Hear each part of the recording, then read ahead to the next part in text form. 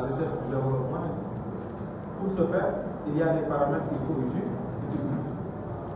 Dans la première partie, sachant qu'avec les facteurs résiduels, on avait dit qu'il y avait des paramètres qui sont internes. Dans la première partie, on a plus utilisé des paramètres internes qui peuvent permettre à un pays de pouvoir être dans la voie du développement. On avait dit que cette voie ne passe que par la croissance économique. Maintenant, dans cette deuxième partie, on va vous montrer aussi que, quel que soit le niveau de développement d'un pays, quel que soit le niveau de développement, toute économie est obligée d'entretenir des relations d'échange. Maintenant, que le pays soit très développé, ce qui veut dire que sa production est excédentaire. Donc ces pays-là ont tendance aussi à être dépendants de l'extérieur. Pourquoi? Parce que ces pays ont besoin de l'extérieur pour vendre l'excellence de leur production. Je vois aussi, je prends les pays qui sont très pauvres, caractérisés par un déficit de la balance commerciale. Généralement, n'est-ce pas? Ces pays aussi ont tendance à échanger avec l'extérieur pour faire quoi? Pour combler le manque de leur production.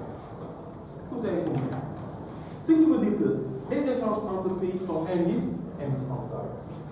Maintenant, dans même les trois paramètres qui peuvent permettre à une économie d'aboutir à la croissance, on a parlé du facteur travail, du facteur capital, on a parlé aussi du facteur résiduel. L'ouverture extérieure fait partie des facteurs résiduels, les causes de la croissance économique, n'est-ce pas? Donc, voilà la quintessence même des échanges extérieurs. Tout pays est obligé, quel que soit son niveau de développement, d'entretenir des relations d'échange.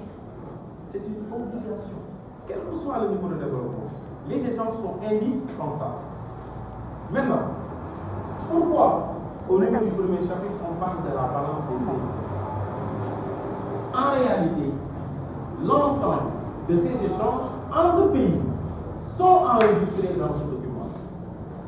Donc la balance des paiements est un document qui enregistre l'ensemble des transactions entre un pays et l'extérieur. Est-ce que c'est clair? Ce qui veut dire, en analyse, quand vous rencontrez un sujet qui parle de balance des pays, le contexte est simple. Comment faire pour faire apparaître le mot et le définir? Il faut seulement commencer par dire quoi?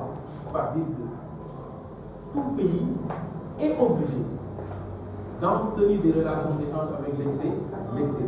Ces échanges sont enregistrés dans un document appelé balance des pays. Voilà comment on le contextualise. Pour faire apparaître le mot, n'est-ce pas? Tu vas montrer la nécessité des échanges. Il y a d'autres qui vont dire les échanges entre pays sont nécessaires. C'est clair?